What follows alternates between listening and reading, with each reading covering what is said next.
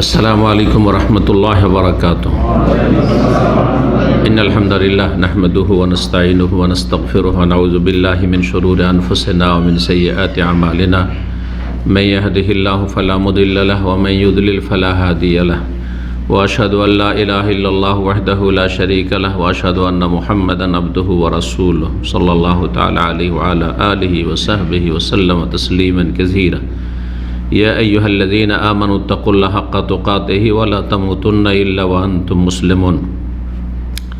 या अय्युहन्नासु इत्तक़ू रब्बकुमुल्लज़ी ख़लक़कुम मिन नफ़्सिन वाहिदा व ख़लक़ मिन्हा ज़ौजहा व बस्सा मिन्हुमा रिजालन कसीरन व निसाअ वत्तक़ुल्लाहल्लज़ी तसाअलूना बिही वल अर्हाम इन्नल्लाहा काना अलैकुम रक़ीबा। या अय्युहल्लज़ीना आमनु इत्तक़ुल्लाह व क़ूलू क़ौलन सदीदा युस्लिह लकुम आमालकुम व यग़फ़िर लकुम ज़ुनूबकुम व मन युतिइल्लाह व रसूलहु फ़क़द फ़ाज़ फ़ौज़न अज़ीमा। अम्मा बाद फ़इन्न खैरल हदीस किताबुल्लाह व खैरल हदी हदी मुहम्मदिन सल्लल्लाहु अलैहि वसल्लम व शर्रल उमूरि मुहदसातुहा व कुल्लु मुहदसतिन बिदअह व कुल्लु बिदअतिन ज़लाला व कुल्लु ज़लालतिन फ़िन्नार। अऊज़ु बिल्लाहि मिनश शैतानिर रजीम। बिस्मिल्लाहिर्रहमानिर्रहीम। या अय्युहल्लज़ीना आमनू ला तत्तखिज़ुल यहूदा वन्नसारा औलिया बादुहुम औलियाउ बाद व मन यतवल्लहुम मिनकुम फ़इन्नहु मिनहुम इन्नल्लाहा ला यहदिल कौमल ज़ालिमीन। সম্মানিত দিনী ভাতৃমণ্ডলী, আল্লাহ রাব্বুল আলামিনের প্রশংসা এবং প্রিয় নবী সাল্লাল্লাহু আলাইহি ওয়াসাল্লামের উপর সালাত ও সালামের পর আজ বৃহস্পতিবার 26 জমাদাস সানি 1444 হিজরি মোতাবেক 19 জানুয়ারি 2023 আমাদের সাপ্তাহিক বিষয়ভিত্তিক আলোচনা।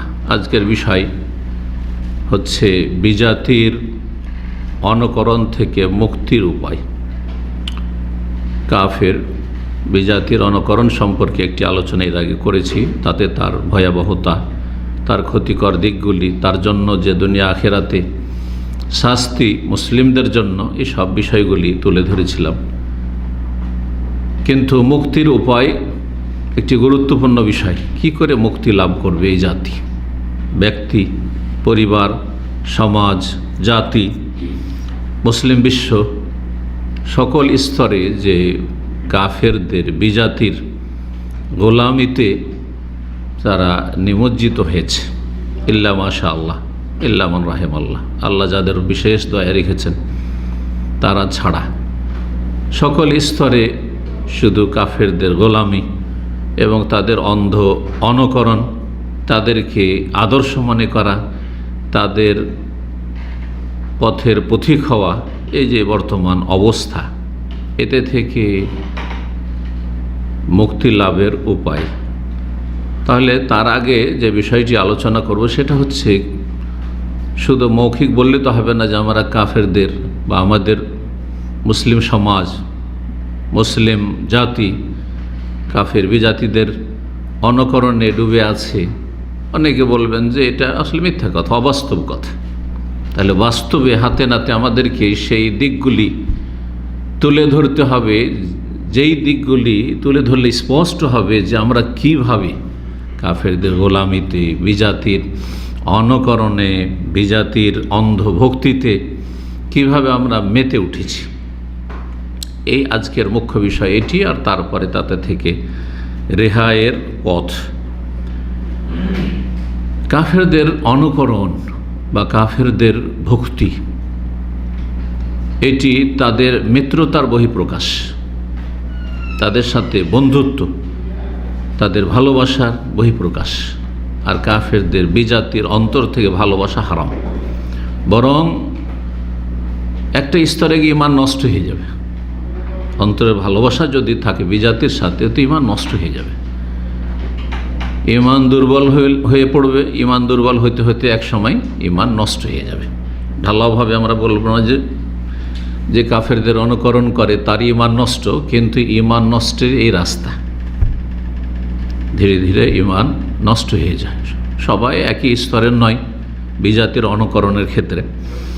তো যখন একই স্তরের নয়, তো ঢালাওভাবে হুকুম লাগানো অবিচার হবে। কিন্তু এতে কোনো সন্দেহ নেই যে এটি হচ্ছে বিজাতির ভক্তি, বিজাতির ভালোবাসা, যেটিকে কোরআনের ভাষায় মাওয়ালাতুল কুফফার বলা হয়েছে। কাফেরদের সাথে বন্ধুত্ব বা মিত্রতা এর বহিঃপ্রকাশ। আপনি কেন গোলামি করবেন? আপনার কাছে আপনার স্বচ্ছ আকীদা আছে, ঈমান আছে, ইসলাম আছে। ইসলামে জীবনের প্রতিটি ক্ষেত্রে দিক নির্দেশনা আছে, ছোট থেকে বড় পর্যন্ত। সাধারণ পেশাব পায়খানা শৌচকার্যের নিয়ম নীতিমালা, চলতে ফিরতে উঠতে বসতে সকাল সন্ধ্যা সারাদিনে কি করবেন আপনি, কেমন আপনার জীবনটা হবে, সমস্ত কিছুর দিক নির্দেশনা ইসলাম মজুদ আছে। বিবাহ শাদী, পারিবারিক বিষয়, সামাজিক বিষয়, বিচার ইত্যাদি যা কিছু রয়েছে সমস্ত ক্ষেত্রে, রাষ্ট্রীয় বিষয় সমস্ত ক্ষেত্রে দিক নির্দেশনা আছে। এমন কোনো দিন দেখান, ধর্ম দেখান, যেই ধর্মে জীবনের অধিকাংশ ক্ষেত্রে দিক নির্দেশনা আছে। কোন ধর্ম হবে না ইসলাম ছাড়া, কারণ ইসলাম আল্লাহর মনোনীত দিন। অন্য অন্য ধর্মে কিছু ধর্মীয় কার্যক্রমের নাম হচ্ছে তাদের ধর্ম, সেগুলি সম্পর্ক তাদের উপাসনালয়ের সাথে, মন্দিরের সাথে, না হয় চার্চের সাথে, গির্জার সাথে, না হলে তাদের বাস গুরুদুয়ারার সাথে, বাস ওইটুকু করলে হয় যায়, বা একটা সম্পৃক্ততা থাকলে হয়। কিছুই করে না একজন খ্রিস্টান, ধরেন একজন হিন্দু, সে ধর্মে কিছুই করে না, কিন্তু বাস একটা সম্পৃক্ততা আছে, আমি জাতিতে হিন্দু, আমি জাতিতে খ্রিস্টান, ব্যাস। আর যদি পালনও করে তো সীমিত ক্ষেত্রে কয়েকটা কাজ করলে তাতে তাদের ধর্মকর্ম হয়ে যায়। ইসলাম কি এমন না? ইসলামে আপনি যখন থেকে উঠবেন ঘুম থেকে ওঠার পর থেকে আবার বিছানা আসা পর্যন্ত সারাদিনে দেখেন প্রতিটি ক্ষেত্রে দিক নির্দেশনা আছে। এমন একটা ক্ষেত্র বের করেন, যে কোনো জীবনের ক্ষেত্রে, ব্যক্তি জীবনে, পারিবারিক ক্ষেত্রে, সামাজিক ক্ষেত্রে, বিবাহ শাদীর ক্ষেত্রে, বিবাহ বিচ্ছেদের ক্ষেত্রে, আবার স্ত্রী ফিরিয়ে নেওয়ার ক্ষেত্রে, তারপরে বিধবা হইলে কি হবে, তালাকপ্রাপ্ত হইলে কি হবে, যে কোনো মাসলা মশাইল, যে কোনো মাসলা মশাইল, ছোট থেকে বড় পর্যন্ত, আকীদা থেকে শুরু করে আকীদা, ইবাদত বন্দেগী, আখলাক চরিত্র, তারপরে আদান প্রদান, লেনদেন, ধার কর্জা ইত্যাদি, আমানত, পার্টনারশিপ, ব্যবসা বাণিজ্য করবেন, ব্যবসা বাণিজ্য দেখেন বিস্তর আলোচনা কোরআন এবং হাদিসে রয়েছে। এটি হচ্ছে সত্য আল্লাহর মনোনীত দিন। এই দিনে জীবনের প্রতিটি ক্ষেত্রে দিক নির্দেশনা আছে। আপনি কি রাষ্ট্র চালাবেন? কোরআন হাদিসে মওজুদ রয়েছে তরিকা। কারো কাছ থেকে ধার করা আইন কানুন নেওয়ার কোনো প্রয়োজন নেই। আপনি অসম্পূর্ণ জিনিস নিচ্ছেন, অসার জিনিস নিচ্ছেন, আর সারকে ছেড়ে দিচ্ছেন। তো এই গোলামি থেকে অথবা এই অনুকরণ থেকে মুক্তি লাভ অবশ্যই করতে হবে, না হলে কখনো এই জাতি সম্মানিত হবে না, লাঞ্ছিতই থাকবে, যে লাঞ্ছিত অবস্থায় বর্তমান জীবনযাপন করছে। আল্লাহ হেফাজত করুন, বোঝার তৌফিক দান করুন। আমাদের অভ্যাস মতো কোরআন কারীমের আয়াত দিয়ে শুরু করব। সূরা মায়েদা আয়াত নম্বর 51 আল্লাহ রাব্বুল আলামিন ইরশাদ করেন, ইয়া আইয়ুহাল্লাযীনা আমানু লা তাত্তাখিযুল ইয়াহুদা ওয়ান নাসারা আউলিয়া। হে ঈমানদারগণ, হে মুমিন মুসলিম, তোমরা ইহুদি খ্রিস্টানদেরকে তোমাদের মিত্র হিসাবে, বন্ধু হিসাবে, পৃষ্ঠপোষক হিসাবে গ্রহণ করিও না। তারা তোমাদের আদর্শ, তারা তোমাদের বন্ধু, তাদের সাথে তোমাদের ভালোবাসা, তাদেরকে তাদের চালচলন, তাদের কাটিং ছাটিং, তাদের সংস্কৃতি সভ্যতা, তাদের মতো জীবনযাপন, তাদের পারিবারিক কাঠামো তোমাদেরকে ভালো লাগে না, এটা যেন না হয়। লা তাত্তাখিযুল ইয়াহুদা ওয়ান নাসারা আউলিয়া, এই নয় যে শুধু কাউকে দোস্ত বানানো, বন্ধু বানানো। আপনি হয়তো মৌখিকভাবে কাউকে দোস্ত বলেন না কোনো কাফের বিজাতিকে, কিন্তু আপনি তাদের সবগুলিকে আদর্শ মনে করছেন, তাদের চলাফেরা, তাদের যে লাইফ স্টাইল, সেটা আপনার কাছে ভালো লাগছে। এটি হচ্ছে মিত্রতা, এটি হচ্ছে গোলামি, মানসিক গোলামি এটি।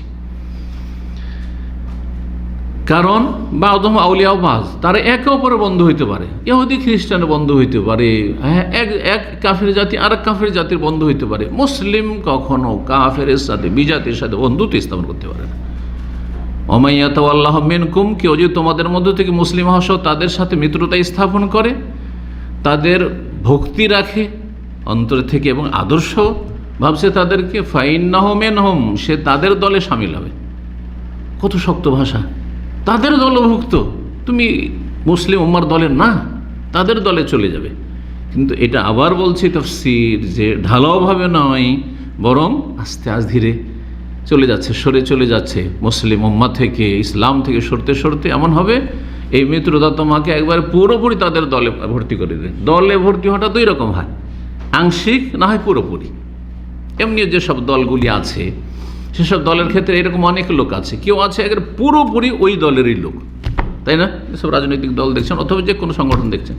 আর কিছু হচ্ছে আংশিক সমর্থক, পুরোপুরি না, কিছু কিছু ক্ষেত্রে সমর্থন করে কিন্তু সব ক্ষেত্রে করে না, কিন্তু একটা ভক্তি আছে ওই দলের।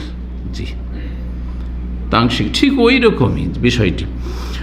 ওমাইয়াত আল্লাহ মিনকুম, তোমাদের মধ্য থেকে তাদের সাথে যারা ভালোবাসা স্থাপন করে মিত্রতা রাখবে, ফাইন্নাহুম মিনহুম, তাদের দলে শামিল হবে।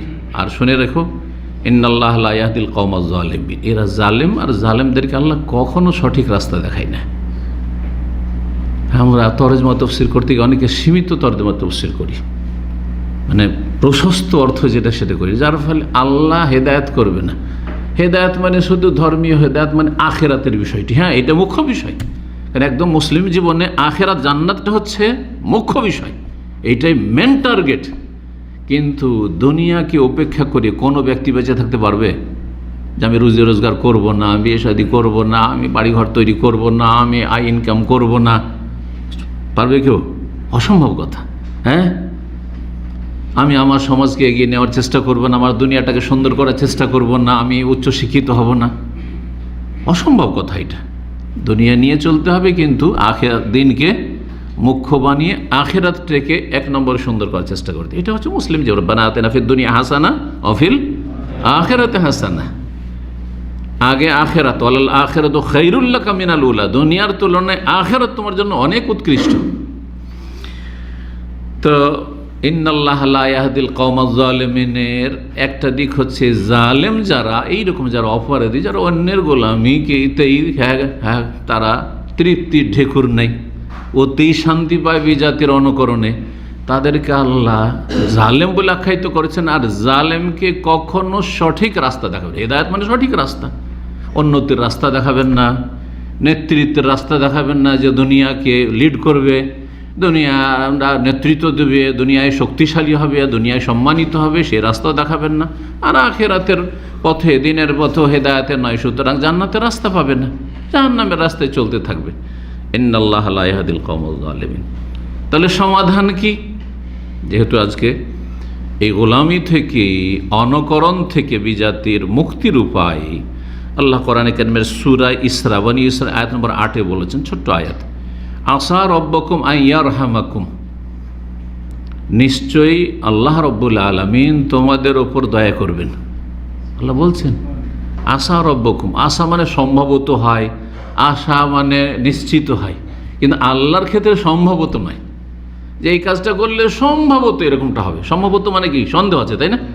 এটা আমার আপনার ক্ষেত্রে, যদি আপনি এইরকম ভালো চলেন তো সম্ভবত আপনি ভালোই পাবেন, এটা আমার আপনার ক্ষেত্রে ঠিক আছে। আমি আপনার সাথে, আপনি ভালো করছেন, ভালো করতেও পারি, আবার নাও করতে পারি, কিন্তু আল্লাহ তো তেমনটা করেন না। সেজন্য আল্লাহর ক্ষেত্রে যেখানে কোরআনে আশা ব্যবহার হয়েছে তার মানে নিশ্চিত। আসা রব্বকুম আন ইয়ারহামাকুম, নিশ্চিত তোমাদের প্রতিপালক আল্লাহ তোমাদের ওপর দয়া করবেন, মায়া করবেন, রহম করবেন। কিন্তু কখন? ওয়াইন উদ্তুম উদনা, আল্লাহ বলছেন তোমরা যদি ফিরে আসো তো আমি ফিরে আসো। সুবহানাল্লাহ, ওয়াইন উদ্তুম, ফিরে আসো। কোন দিকে ফিরে আসো? আল্লাহর দিকে ফিরে আসো। আল্লাহর দিকে পিঠ করে দেবে, হ্যাঁ বিমুখ হয়ে যাবে, উল্টো দিকে চলবে, মসজিদমুখী হবে না, এবাদতমুখী হবে না, তৌহিদমুখী, তৌহিদের জায়গা বাদ দিয়ে শিরকমুখী হয়ে যাবে, হ্যাঁ আল্লাহর এবাদত বাদ দিয়ে মাজারমুখী হয়ে যাবে, তোমরা নাস্তিকদের দিকে চলে যাবে, তুমি মুমিনদের দিকে আসবে, মুমিনদের দলে আসবে না, তাহলে কি করে হবে? আসা রব্বকুম আন ইয়ারহামাকুম, আল্লাহ দয়া করবেন, কিন্তু ওয়াইন উদ্তুম উদনা, তোমরা ফিরে আসো আমি ফিরে আসো। মানে তোমরা যদি সংশোধন করে ভুল করেছো বা ভুল করছো, ভুল পথে চলছো, যদি ফিরে চলে আসো, আমি আমার দয়া মায়া নিয়ে, যে রহমতের কথা আল্লাহ বলে, দয়া নিয়ে, মায়া নিয়ে, রহমত নিয়ে তোমাদের দিকে ফিরে আসবো, তোমাদেরকে সম্মানিত করবো, গোলামি মুক্ত করব। তাহলে যেই সমাধানটি কোরআন দিচ্ছে সেটা হচ্ছে ফিরে আসা, ফিরে আসতে হবে আল্লাহর দিনের দিকে। আল্লাহর দিন থেকে ফিরে আসার প্রথম স্তর হচ্ছে আল্লাহর দিন সম্পর্কে জ্ঞান অর্জন করা, আল ইলমুন নাফি, উপকারী জ্ঞান। প্রতিটি মুসলিমকে ইসলাম শিখতে হবে। ইসলামের শিক্ষা প্রথম ফরজ। আগে 5 ওয়াক্ত সালাত নামাজ ফরজ না আগে নামাজ শিক্ষা ফরজ? শিক্ষা ফরজ। আগে কালিমা পড়া ফরজ না কালিমার উচ্চারণ শিখা ফরজ? কালিমার অর্থ শিখা ফরজ। আপনি কি পড়ছেন? মন্ত্র পড়ছেন, তাহলে অর্থ আগে শিখতে হবে যে আমি কি পড়ছি। লা ইলাহা ইল্লাল্লাহ যেমন এই বাক্যটি মুখস্থ করতে হবে, তার অর্থ বুঝতে হবে যে আমি কি বলছি, তারপরে ধর আচ্ছা এখন বুঝে নিয়েছো, এটা মুখস্থ করে নিয়েছো কালিমা তাইয়্যিবা, এখন পড়া। পড়াটা হচ্ছে আমল, আপনার শাহাদাত দেওয়া হচ্ছে আমল, কিন্তু এই সম্পর্কে জ্ঞান অর্জন করা, তার অর্থ বোঝা এবং সেটা মুখস্থ করা, এটি হচ্ছে আপনার ইলম। আগে ইলম শিখতে হবে। ফিরে আসেন আল্লাহর দিকে, আল্লাহর দিনের দিকে, আল্লাহর দিনের ইলম শিখুন। ছেলে মেয়েদেরকে শিখান, স্কুল কলেজ ইউনিভার্সিটি জেনারেল শিক্ষার আগে আগে দিন শিখান, ফাউন্ডেশন মজবুত করেন। আপনার ছেলেকে ভালো দিন শিখাবেন, তৌহিদ আকিদা শিখাবেন, আর 7 বছর থেকে আপনি 5 ওয়াক্ত নামাজি বানাবার চেষ্টা করবেন, তারপরে নাস্তিক হয়ে যাবে, তারপরে সেকুলার হয়ে যাবে, তারপরে সে বেদিন হয়ে যাবে, আর আপনি খাঁটি নির্ভেজাল ইসলাম শিখাবেন, সে মাজারপন্থী হয়ে যাবে? কখনো হবে না। আপনি দিনই শিখানি, কিছুই জানে না, যেদিকে ডাকে সেদিকে চলে যায়। মাজারপন্থী পীর এসে বড় বড় পয়সাওয়ালাদেরকে ডাকে যে চলো আল্লাহর ওলিদের কাছে গেলে খালি হাতে ফিরে আসেন, চাদর নিয়ে চললো শাহজাল শাহপুরানে, কারণ সেখানেও আশা করলে যে তার কাছে বসবে। ইলেকশনের সময় বড় বড় নেতার যেহেতু দিনের জ্ঞান নেই, দুনিয়া তো অনেক শিখেছে নেতৃত্বের জন্য, কিন্তু দিনের কোনো জ্ঞান নেই, যার ফলে তাদের প্রচারণা শুরু করে গিয়ে ওই শাহজালার ওখান থেকে বাবা গো আমাকে এইবার ইলেকশনে জিতেও, শিরিক করে ইমান হারিয়ে দিয়ে চলে আসলে। এলিম থাকলে তো কাজটা করতো না। আগে এলম। তো আল্লাহর দিকে ফিরে আসতে হবে, মানে এলিমের দিকে ফিরে আসতে হবে। তারপরে 2 নম্বরে হচ্ছে আমল, আর 3 নম্বর হচ্ছে তার দাওয়াত দেওয়া। সূরা আসর পর আমল করতে হবে, সূরা আসর ব্যাস। 4 নম্বরে হচ্ছে সবর, মানে এই পথে অবিচল থাকা। ধৈর্য ধারণ করা মানে এই পথে আমি অটল থাকবো, যে কোনো পরিস্থিতিতে। প্রতিকূল পরিস্থিতি হতে পারে, হ্যাঁ অবস্থা খারাপ হইতে পারে, আমার সাথ কেউ নাও দিতে পারে, কিন্তু আমি আল্লাহর দিনের উপর আছি। এলম শিখতে থাকবো, আমল করতে থাকবো, দিনের কথা বলতে থাকবো। আল্লাহ তৌফিক দান করে। ইমাম শাফি রাহিমাহুল্লাহ এই জন্য বলছেন যে আল্লাহ যদি সূরা আসর শুধু নাজেল করতেন, আর কিছুই নাজেল না করতেন, গোটা কোরআনে কারীম 114টি সূরার বাকি কিছুই নাজেল হলো না, শুধু সূরা আসর, তাহলে বান্দার জন্য যথেষ্ট ছিল। কোন দিক থেকে? আল্লাহ জিজ্ঞাসা করবেন, আসামের কাঠগড়ে হাজির করবেন, জবাব দিতে হবে। এলেম হাসিল করেছো কিনা, আমল করেছো কিনা, ও আমিলুস সালিহাত, আর হক কথা পৌঁছিয়েছে কিনা, ওয়াতাওয়াসাউ বিল হককে, আর এর ওপর ধৈর্য ধরে থেকেছো কিনা, ওয়াতাওয়াসাউ বিস সাবর। যথেষ্ট। পুরো কোরআনে কারীমে এই কথাগুলি রয়েছে বিভিন্নভাবে বিস্তারিত। তো আশা করি তাহলে বুঝতে পেরেছেন যে আল্লাহর দিনের দিকে ফিরে আসাই হচ্ছে সমাধান। যে কথাটি বলতে চেয়েছিলাম প্রথমে, তা হচ্ছে যে কোন কোন ক্ষেত্রে মুসলিমরা বিজাতির অনুকরণ করেছে। অনেক ক্ষেত্র রয়েছে, যদি এক একটি করে ভালো করে স্টাডি করা যায় এবং সবগুলি কালেকশন করে নিয়ে আসা হয়, তাহলে শত শত, মানে যেদিকে যাবেন সেদিকে দেখছে যে কাফেরদের পিছনে ছুটেছে, কাফেরদের অনুকরণ করেছে। আমি 20টি পয়েন্ট আপনাদের সামনে নিয়ে এসেছি, আর দেখবেন যে এগুলোর ক্ষেত্রে অধিকাংশ মুসলিমরা এই পথের পথিক। এই পথের পথিক প্রথম যে বিষয়টি, সেটি হচ্ছে কবরকে পাকা করে সেটাকে সেজদার স্থানে পরিণত করা, হয় তার উপরে মসজিদ বানিয়ে দেওয়া।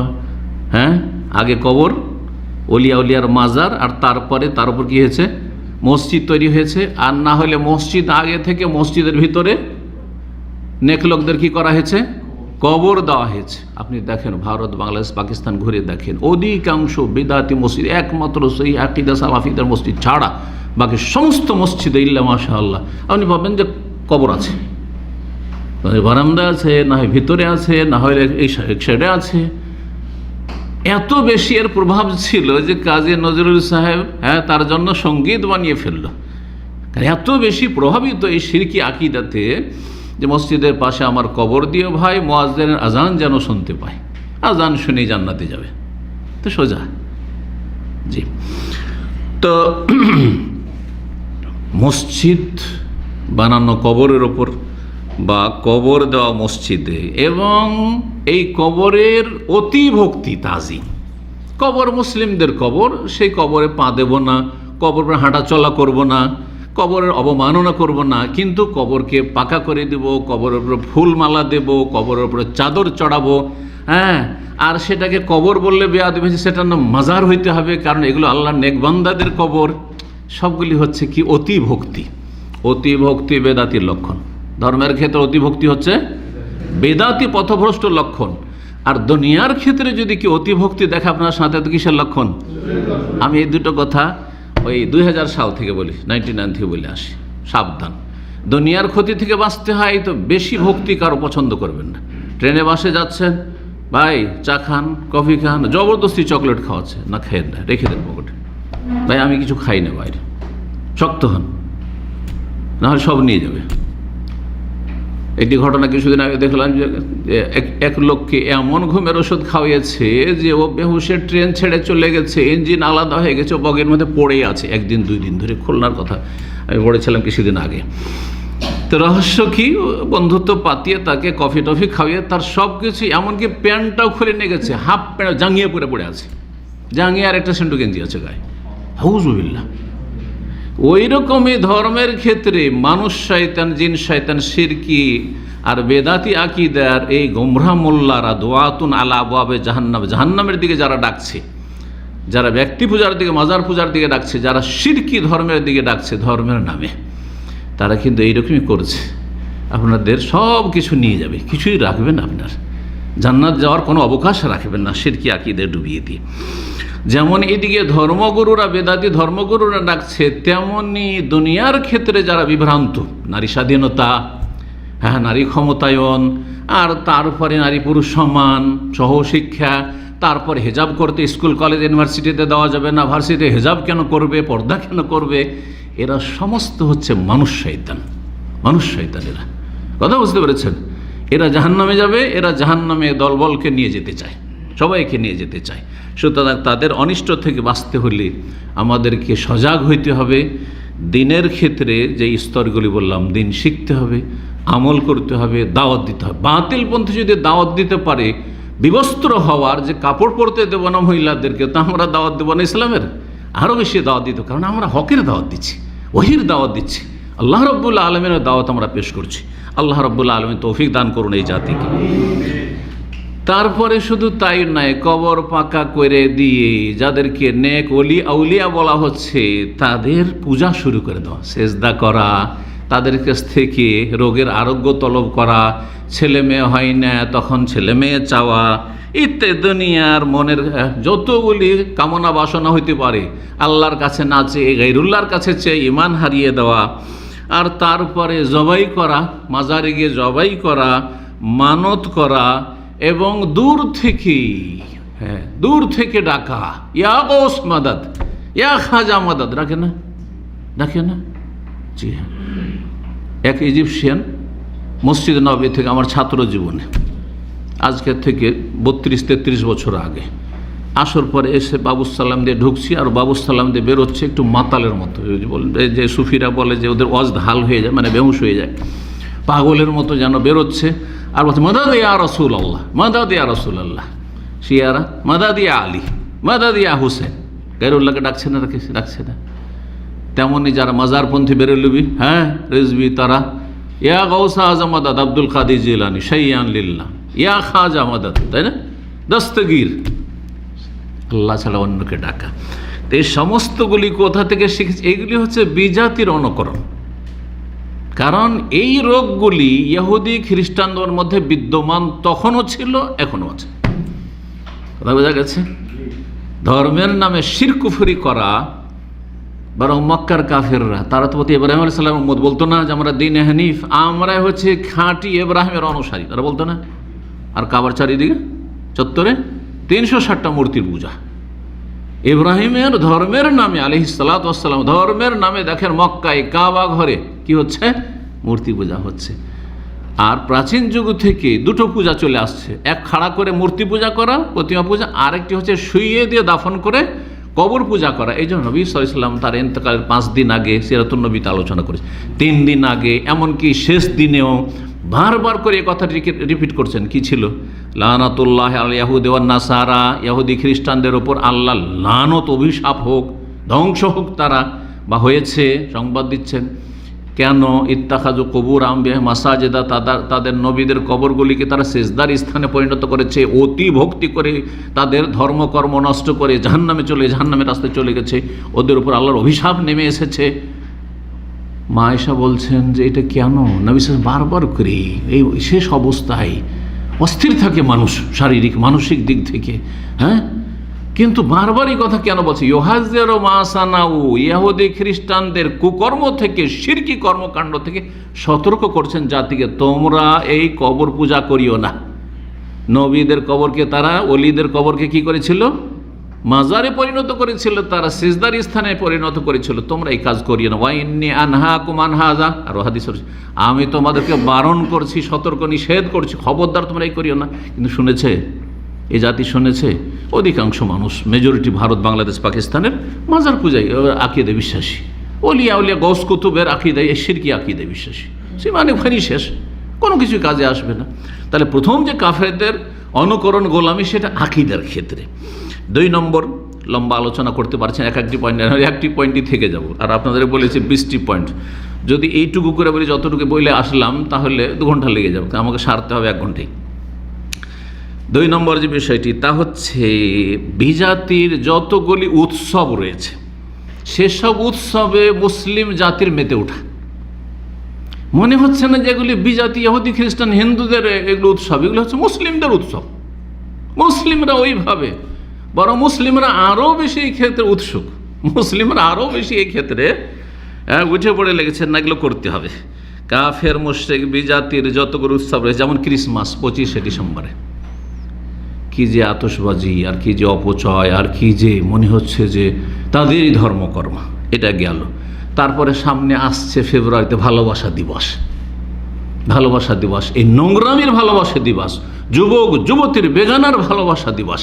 এই ভালোবাসা দিবস এই কাফেরদের থেকে এসছে, বরং খ্রিস্টানদের সেটি ধর্মীয় বিষয়, খ্রিস্টানদের সেটি হচ্ছে ধর্মীয় বিষয়। এইরকমই মজুসি অগ্নিপূজকদের ছিল নৈরোজ বা নওরোজ। নওরোজ বলা হয় নববর্ষ, রোজ মানে দিন, এই জন্য রোজ রবিবার আমরা বলি না, ফার্সি ভাষা কিন্তু এটি। রোজ মানে দিন, আর নও মানে নিউ, ফার্সিতে নও, ইংলিশে নিউ।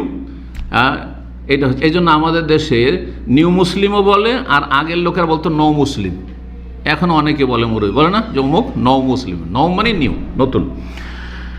তো নওরোজ তারা পালন করতো। নওরোজ মানে হচ্ছে বাংলায় যেটি নববর্ষ। কেন বাঙালি মুসলিমরা নববর্ষ, বৈশাখ মাসে নববর্ষ পালন করে না? আর ইলিশ আর পন্তা ভাত খাই না, করে না? তাহলে এগুলো বিজাতি কাফেরদের অনুকরণ, এগুলো হচ্ছে কাফেরদের গোলামি। জি, সেই কাফের মজুসি হোক, অথবা হিন্দু হোক, অথবা অন্য কোনো জাতি, ইহুদি নাসারা হোক, বা যে কেউ হোক না কেন। তো এই ভালোবাসা দিবস হারাম, একেতে অশ্লীলতা, 2 নম্বর হচ্ছে সেটা তাদের খ্রিস্টানদের ধর্মীয় বিষয়। আর মুসলিম জাতি গোলাম নয় কারো, মুসলিম জাতি পৃথিবীর নেতৃত্ব দিতে এসেছে। অযোগ্য হয়ে গেছে, তখন অন্যরা নেতৃত্ব দিচ্ছে। যোগ্যতা হারিয়ে ফেলেছে, তাদের না ধর্মীয় যোগ্যতা আছে, কারণ ধর্ম থেকে অনেক দূরে চলে গেছে সিংহগা। এটি হচ্ছে অযোগ্যতা ধর্মের ক্ষেত্রে। জি, দিন আপন জায়গায় কোরআন হাদিসে মজুদ রয়েছে, সুরক্ষিত রয়েছে, কিন্তু দিন পালনকারী মুসলিম সংখ্যা একেবারেই নগণ্য। কয়জন 5 ওয়াক্ত সালাত পড়ে? কয়জনের সহি আকীদা রয়েছে? কয়জন বড় বড় কাবিরা গুনাহ থেকে বেঁচে রয়েছে? কয়জন কাফেরদের গোলামি থেকে বেঁচে রয়েছে? কয়জন দিনের এলেম শিখছে? দিনের এলেম শিক্ষাকে তুচ্ছ নজরে দেখা হচ্ছে, এ গরিবের শিক্ষা, এর ভবিষ্যৎ কি আছে? হ্যাঁ, 2 পয়সা হলে আপনি দুনিয়ার বড় বড় শিক্ষিত বানাচ্ছেন, আর আল্লাহ পরকাল সম্পর্কে কিছুই শিখালেন না ছেলে মেয়েকে। এটা কি অবস্থা নয় মুসলিম জাতির? জি। তো আর এইরকমই আপনার বছর যখন শেষ হয়ে আসছে, কি বলছে? 31st নাইট, হ্যাঁ, 31শে ডিসেম্বরকেই এইরকমই বছর শুরু হচ্ছে, সেটা বাংলা হোক, এমনকি আরবি হোক। কেউ মুহররম মাস শুরু হচ্ছে, সে নববর্ষ আর অভিনন্দন আর মোবারকবাদ পেশ করছেন। নববর্ষের নতুন যে আরবি বছর ভাই শুরু হচ্ছে, তার আপনাকে অভিনন্দন। বেদাত, রাসূলুল্লাহ সাল্লাল্লাহু আলাইহি ওয়াসাল্লাম সাহাবায়ে কেরাম করেননি। ওমর রাদিয়াল্লাহু তাআলা আনহুর যুগে যে হিজরি সন গণনা শুরু করা হয়েছে মুহররম থেকে, তিনিও করেননি, খোলাফা রাশিদিন কেউ করেননি, তার আগেও করেননি, পরেও কেউ করেননি। জি, আবু হানিফা, শাফি, মালিক কেউ করেননি। এগুলি হচ্ছে বিজাতির অনুকরণ। হ্যাঁ, কাফেররাকে দেখলে ও ওরা করছে 25শে ডিসেম্বর, তো আমরাও তাদের সাথে তাদের পাশে বাস করি। আর পৃথিবী তো আজকাল হাতের মুঠোয়, সুতরাং আমরাও করি। তারাও 31st নাইটে আমোদ ফুর্তি করছে, বছর শেষ হলে আমরাও আজকে করি। তারা যা করছে তাই মুসলিম সমাজের যুবক যুবতীরা করছে, একই অবস্থা। এইটি হচ্ছে কাফেরদের গোলামি। জি, 3 নম্বর বিষয় মিলাদুন নবী। নবী সাল্লাল্লাহু আলাইহি ওয়াসাল্লামের জন্মবার্ষিকী উপলক্ষে ঈদে মিলাদুন নবী উৎসব, এটি একটি উৎসব। এটা কোত্থেকে শিখলো? মেসরে যখন শিয়া রাফেজিদের, ওবাইদিদের রাজত্ব থাকে এক আমলে, যারা নিজেদেরকে ফাতিমি বলতো মানুষকে ধোঁকা দেওয়ার জন্য, তারা পাশাপাশি খ্রিস্টানরা বাস করতো, এখনও বাস করে। মিশরের যথেষ্ট সংখ্যা রয়েছে খ্রিস্টানদের, আর বড় বড় নেতৃত্ব রয়েছে। তো এই খ্রিস্টানরা 25শে ডিসেম্বরে তারা ঈসা আলাইহিস সালামের যেহেতু কাল্পনিক জন্মবার্ষিকী হিসাবে ক্রিসমাস করে, বড়দিন পালন করে, এরা তখন বললো যে আমরা কিসে কম? তোমরা যখন ঈসার করবে তা আমরা মুহাম্মদ রাসূলুল্লাহ সাল্লাল্লাহু আলাইহি ওয়াসাল্লামের জন্মবার্ষিকী পালন করবো 12 রবিউল আউয়ালে, অথচ 12 এবার নবী সাল্লাল্লাহু ইন্তেকাল। তারপরে নবী সাল্লাল্লাহু আলাইহি ওয়াসাল্লাম, সাহাবায়ে কেরাম, তাবেঈন, তাবা তাবেঈন, 4 ইমাম মুহাদ্দিসিনরা কেউ স্বর্ণযুগের 3টা যুগ কেউ এই কাজ করেননি, কেউ করেননি। শুরু করেছে কে? প্রথম শিয়ারা শুরু করেছে, হ্যাঁ, নবী সাল্লাল্লাহু আলাইহি ওয়াসাল্লামের মিলাদুন নবী পালন করা। আর তারপর ইরাকের বেদাতি সুন্নিরা শুরু করেছে, আর ইরাক আর ইরান থেকেই ধর্ম গিয়েছে ভারত, যার ফলে ভারতীয় অধিকাংশ বেদাতপন্থীরা ঈদে মিলাদুন নবীকে জান্নাত যাওয়ার কাজ মনে করে, অথচ এটি জাহান্নামে যাওয়ার কাজ। এটি গুমরাহি, কুল্লু বিদআতিন দালালা ওয়া কুল্লু দালালাতিন ফিন্নার। হালকাভাবে দেখছেন নবীর জন্মবার্ষিকী পালন করবে আর আপনি জাহান্নামে পাঠিয়ে দিলেন। হ্যাঁ, নবী সাল্লাল্লাহু আলাইহি ওয়াসাল্লাম তো বলছেন যে ইসলামী বেদাতের কোনো স্থান নেই। জন্মবার্ষিকী পালন করা, মৃত্যু বার্ষিকী পালন করা, বিবাহ দিবস পালন করা, এই করা সেই করা, ইসলামের কোনো স্থান নেই। যদি এটা হইতো তো নবী সাল্লাল্লাহু আলাইহি ওয়াসাল্লাম স্মরণ করিয়ে দিয়ে যেতেন, এত ইখতিলাফ থাকতো না, 5টি 6টি উক্তি থাকতো না নবী সাল্লাল্লাহু আলাইহি ওয়াসাল্লাম জন্ম তারিখ সম্পর্কে, যে দেখো আমার অমুক দিনে জন্ম হয়েছে, ওই দিনে তোমরা কিন্তু একটা উৎসব করিও। বলেছেন? 4 খলিফার কেউ করেছেন? তারা ওসিয়ত করেছেন যে নবীর এই জন্মদিবসটা পালন করবে? জি, তাহলে এগুলি হচ্ছে সমস্ত গুমরাহি। তো এটা কোত্থেকে শেখা হইল? এটাও কাফের গোলামদের গোলামি। জি, কাফেরদের, যেমন যে কোনো কাফেরদের। হিন্দুদের আছে না নেই? হ্যাঁ, জয়ন্তী পালন করা, গান্ধীজির জন্মদিবস, আর নেতাজি সুভাষের জন্মদিবস, তো রবীন্দ্রনাথ ঠাকুরের জন্মদিবস, তো মুহাম্মদ রাসূলুল্লাহ জন্মদিবস, কাফেরদের গোলামি। জি, এগুলো সব। জি, 4 নম্বর বিষয় কাফেরদের গোলামির, সেটা হচ্ছে মুসলিম জাতির খেল তামাশায় ডুবে যাওয়া, খেলাধুলায় ডুবে যাওয়া। খেলাধুলা এমন একটি মুখ্য বিষয় হয়েছে যে এই খেলাধুলার ক্ষেত্রে রাষ্ট্রীয়ভাবে আর সামাজিকভাবে এত বেশি খরচ করা হয়, অন্য কোনো খাতে এত খরচ মনে হয় করা হয় না। দেখেন যেসব প্লেয়ার রয়েছে, ক্রিকেটের হোক আর ফুটবলের হোক আর কাবাডির হোক আর যে কোনো খেলার হোক, এদের কি আয় ইনকাম আর এদের পিছনে কি খরচ। হ্যাঁ, সরকার রাষ্ট্রীয়ভাবে মাতিয়া রাখো। কোথা থেকে আসলো এটি? কাফেরদের গোলামি থেকে আসলো, বেজাতির যে সংস্কৃতি এটি। জি, কখন একজন মুসলিম খেলাভক্ত হইতে পারে না? তার এক একটি মুহূর্তের অনেক মূল্য আছে। 1 সেকেন্ডের মধ্যে সুবহানাল্লাহ সে বলতে পারে, আলহামদুলিল্লাহ বলতে পারে, লা ইলাহা ইল্লাল্লাহ বলতে পারে, সে ভালো নিজেকে শিক্ষিত হইতে পারে, নিজে দিন শিখতে পারে, কাউকে শিখাতে পারে, একটি ভালো কথা কাউকে বলতে পারে। মুসলিম জীবনের এক একটি সময়ের এত মূল্য, আর সেই মূল্যবান সময়কে কাটাবে এই খেলতামাশায়। এটা কোথা থেকে শিখলো? কাফেরদের জীবনযাপন থেকে, তাদের লাইফ স্টাইল থেকে শিখেছে। জি, তাদের কাছে এটা একটা ইনকাম সোর্স, তাদের কাছে এটি ইনকাম সোর্স। আর জাতিকে মাতিয়ে রাখো, জাতির যুবকরা একটা বিপ্লব নিয়ে চলে আসতে পারে, সুতরাং তাদেরকে খেলাতে ডুবিয়ে রাখো, মেতে থাক তারা, যে যেটা চাইছে ওইটাতে মেতে থাক, আর আমরা আমাদের কাজ করতে থাকি। এ হচ্ছে অবস্থা। জি, তো খেলাধুলায় মেতে থাকা, আর তারপর বিভিন্ন রকমের খেলাধুলা, বিশ্বকাপ আর এই সে, আর সেগুলোর জন্য পাগল হয়ে যাওয়া, এমন পাগল হয়ে যাওয়া যে ভাই স্বামী স্ত্রী 2 দলে যদি সাপোর্টার হয়ে যায়, স্ত্রী এক দলকে সাপোর্ট করে আর স্বামী আরেক দলকে সাপোর্ট করে, বাড়িতে মারামারি করে খুন করে দেবে। করবে না? করবে না? আর হচ্ছে এরকম ঘটনা, না হয় নিজে আত্মহত্যা করে দিচ্ছে। হ্যাঁ, আমি যেই দলকে পছন্দ করতাম, লাইক করতাম, কি বলে ওদের ভাষায়, হ্যাঁ, তো এই দুনিয়ার দারদের, তো ওইটা যখন জিতলো না, শুধু আত্মহত্যা করলো, টিভিকে ভেঙে দিল। এগুলো ঘটনা বাংলাদেশে অহরহ ঘটনা হচ্ছে। হ্যাঁ, জি হ্যাঁ, কোত্থেকে আসলে এগুলো? কাফেরদের গোলামি, এগুলো এসব কাফেরদের গোলামি। একজন মুসলিমের এই চরিত্র হইতেই পারে না।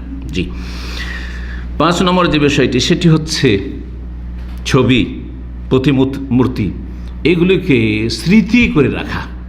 এটা আমার দাদার ছবি স্মৃতি করে রেখেছি, আমার এটা বাবার ছবি, এটা আমার মায়ের, আমার দাদির, আমার নানির, আর এটা আমার নেতার, এই যে ঝুলিয়ে রেখেছি, এই করে রেখেছি।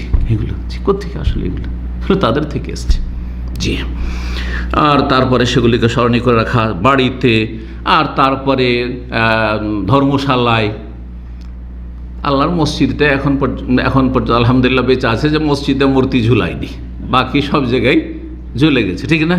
ছবি ঝুলে গেছে, বাড়িতে ঘরে ঘরে ঝুলিয়ে রেখেছে, টেবিলে সাজিয়ে রেখেছে।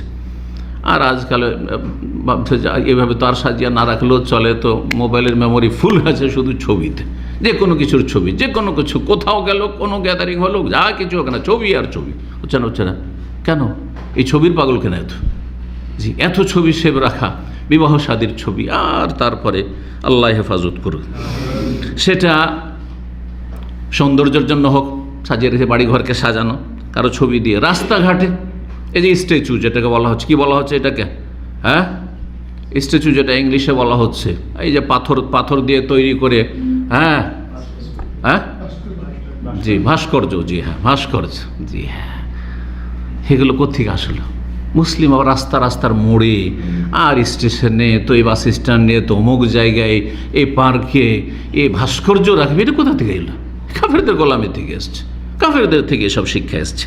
ইসলামের কোনো স্থান নেই, আল্লাহ হেফাজত করুক। জি, 6 নম্বর যে বিষয়টি, সেটি হচ্ছে নারীদের বিবস্ত্র হয়ে ঘোরাফেরা করা।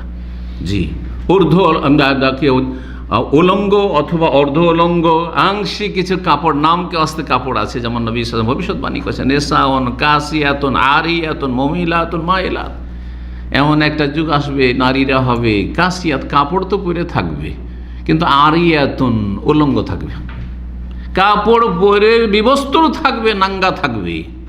আরিয়াত, মুমিলাত, তারা অন্যদেরকে, যুবকদেরকে আকৃষ্ট করবে, হ্যাঁ, তাদের বডির কাঠামো আর পোশাক দিয়ে, আর তাদের সাজসজ্জা দিয়ে।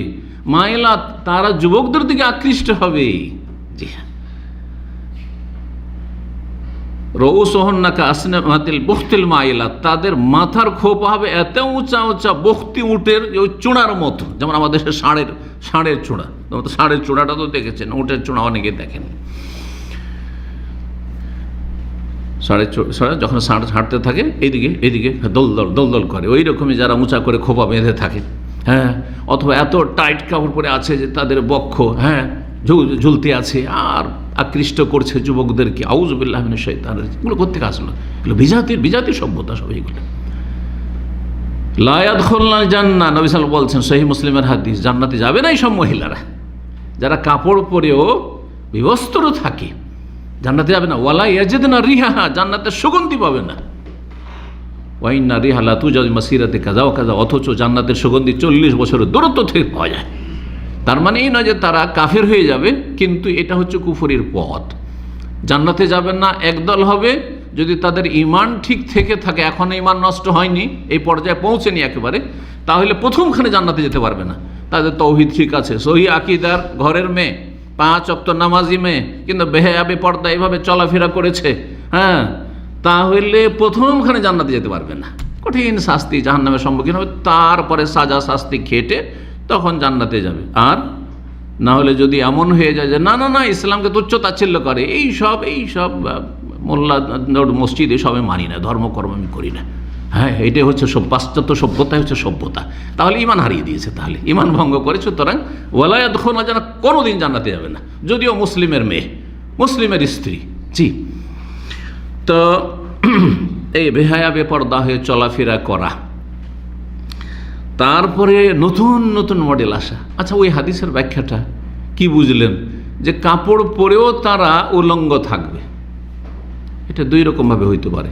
কাপড় পরে আছে কিন্তু হাফ প্যান্ট পরে, হ্যাঁ, স্কার্ট পরে, রান খোলা আছে, এদিকে কাপড় শাড়ি পরে আছে, ব্লাউজ তো আছে কিন্তু এতটা ব্লাউজ আছে, তাই না, পেট পিঠ খোলা, এইদিকে গলা এত বড় যে সব খোলা, এইদিকে পিঠ খোলা, তাই না। আচ্ছা, শাড়ি আছে কিন্তু শাড়ি মাথার উপর থেকে নামানো, এমনি ঝুলা, কথা বোঝা গেছে।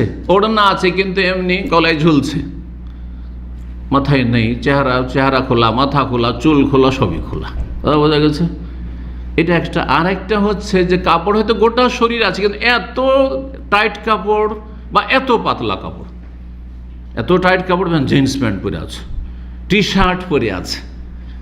যখন মালদ্বীপ গেলাম, মালদ্বীপে তো শতকরা সবাই মুসলিম, ওখানে কোনো অমুসলিম নাগরিক নেই, কিন্তু 100% মুসলিম। কিন্তু সেখানে গিয়ে একটা জিনিস দেখলাম যে কারো মাথা খোলা নেই, বাঙালি জাতির মতো বা ইন্ডিয়ান জাতির মতো মাথা খোলা, চুল খোলা দেখতে পারেন না। আধা হাতের, পশ্চিমা সভ্যতার আধা হাতের যদি স্কার্ফ হয়, পশ্চিমা দেশে মুসলিম মেয়েরা অধিকাংশ কী করে, আধা হাতে একটা ছোটো স্কার্ফ বাঁধা আছে, স্কার্ফ, যাতে করে চুলটি কোনো করে মাথাটা বাঁধা থাকে, এদিকে নিচে চুল দেখা যায় কিন্তু মাথাটা বাঁধা আছে। তো মাথাটা বাঁধা আছে, হ্যাঁ। আর একটা টি শার্ট আছে, একবারে টাইট গেঞ্জি, টি শার্ট মানে গেঞ্জি একবারে, আর একটা জিন্স প্যান্ট আছে, আর সমস্ত কিছু এত টাইট হয়ে আছে। তো কাশিয়াতন, কাপড় তো পরে আছে কিন্তু আর ইয়াত বিবস্ত্রের মতো, সমস্ত উঁচা নিচা সমস্ত স্পষ্ট। অথবা এত পাতলা কাপড়, যেমন আমাদের মুসলিম সমাজে, ভারত, বাংলাদেশ, পাকিস্তানে এত পাতলা সালোয়ার কামিজ, এত পাতলা ওড়না, এত পাতলা শাড়ি, চিকন শাড়ি, যে বাইরে থেকে ভিতর সব নজরে আসছে, সব নজরে আসছে। এত পাতলা ব্লাউজ, এক শর্ট আর এক পাতলা, যে সব কিছু জেগে যাচ্ছে। পুকুরে নামছে গোসল করতে, নদীতে নামছে গোসল করতে, গোসলকে উঠছে, আর সব কিছু বাইরে থেকে ভিতরে সব কিছু নজরে আসছে। হয় না এগুলো? কোথা থেকে আসলে এগুলো? এটা মুসলিমের মেয়ে এরকম হইতে পারে? কখন হইতে পারে? এগুলো হচ্ছে বিজাতির গোলামি, বেহায়া বেপরদা হয়ে চলাফেরা করা, নতুন নতুন যে মডেল আসছে, ফ্যাশন আসছে, সেই ফ্যাশনগুলি গ্রহণ করা, আর নারীদেরকে এইভাবে ধীরে ধীরে বাড়ি থেকে রাস্তাঘাটে, কলকারখানায় বের করে দেওয়া, কর্মস্থানে বের করে দেওয়া। আর এই চেষ্টা চলছে, সর্বস্তরে চলছে। জি, কাফেরদের গোলামি যে থেমে যাবে, এক যে থামছেন, আরও বাড়তে আছে কিন্তু।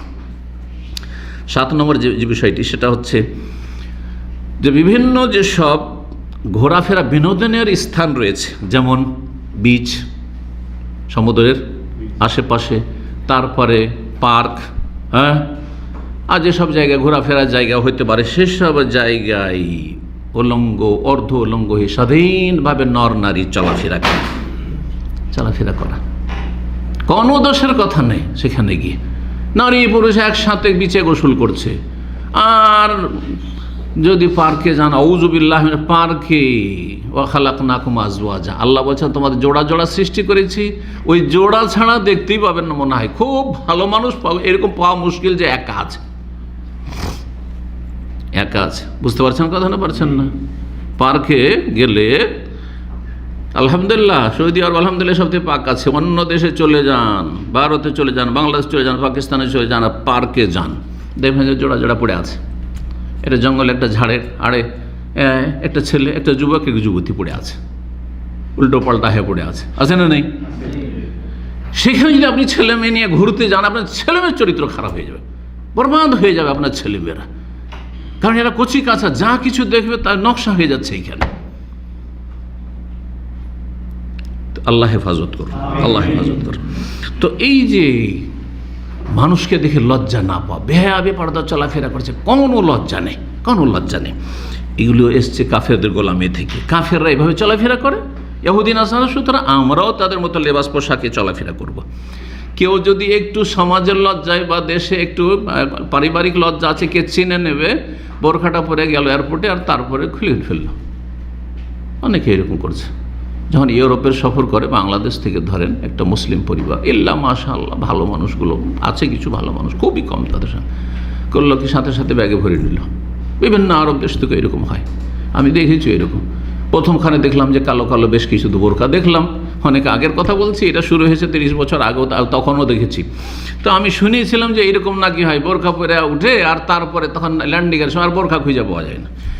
তো ভাই হঠাৎ করে গিয়ে এয়ারপোর্টে গিয়ে দেখলাম এতগুলি বোরখাতে প্লেনে দেখলাম, তো নিচে এসে তো লাইনে ইমিগ্রেশনে একটাও বোরখা পাই না, কি ব্যাপার স্যাপার। এদিক সেদিন বোরখাগুলো গেল কোথায় ভাই, কোথায় হারিয়ে গেল সব বোরখাওয়ালিগুলো। দেখি যে আসলে বোরখা সব একে ভরে নিয়েছে, দিয়ে সব ওই যা থাকে প্যান্ট শার্ট পরে আছে। আল্লাহ হেফাজত করুন, কাফেরদের গোলামি এগুলো।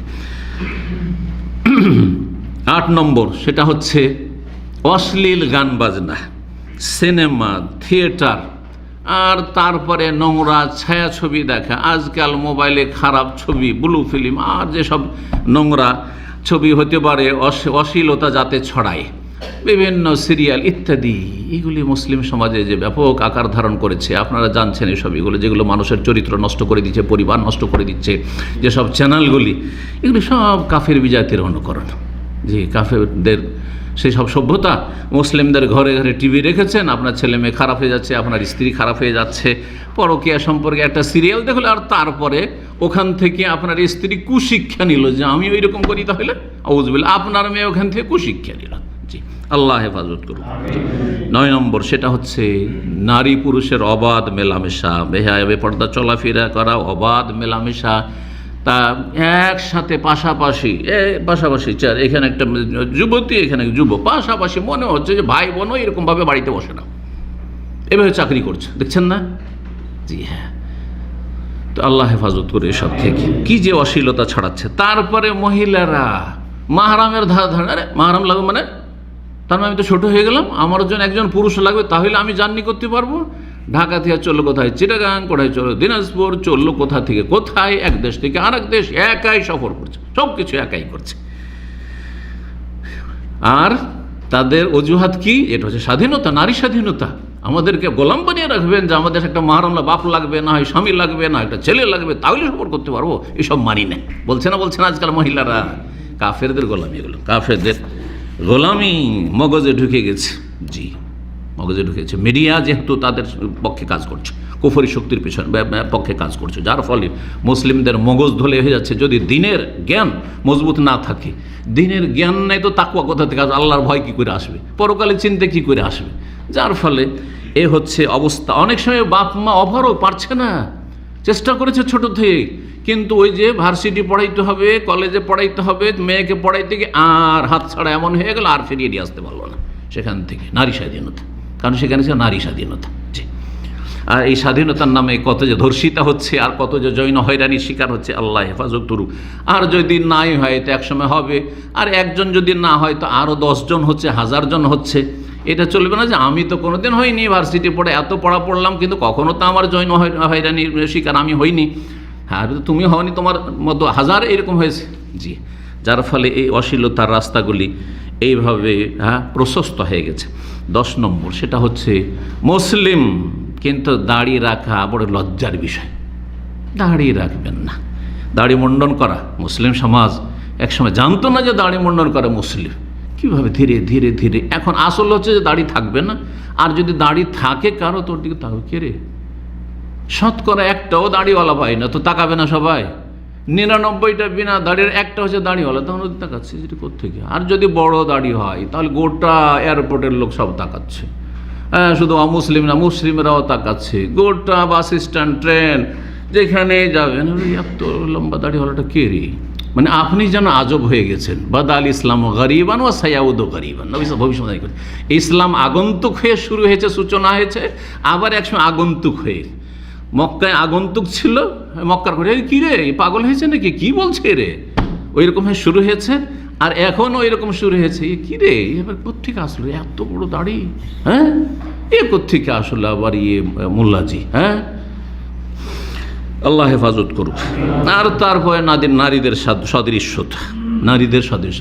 পুরুষরা নারী সাজার চেষ্টা করছে, আর নারীরা পুরুষ সাজার চেষ্টা করছে। দেখেন কিভাবে শয়তান জাহান্নামের দিকে নিয়ে যাচ্ছে। আজকাল পুরুষরা লম্বা কাপড় পরছে, আর মহিলারা উঠাচ্ছে। পুরুষ নামাচ্ছে টাকার নিচে, নামাইতে এখন আর ঝাড়ুর প্রয়োজন নেই, ক্লিন করার প্রয়োজন নেই, ওর প্যান্ট দিয়ে ক্লিন হয়ে যাচ্ছে, ওর জুব্বা দিয়ে ক্লিন হয়ে যাচ্ছে রাস্তাঘাট। কথা বোঝা গেছে? আর মহিলারা উঠাচ্ছে, কারণ শয়তান জানছে যে পুরুষরাও যদি উঠায় তাহলে তো জাহান্নামে নিতে পারবো না, তো পুরুষ তুই নামা যাতে জাহান্নামে নিতে পারি। আমার সাথে।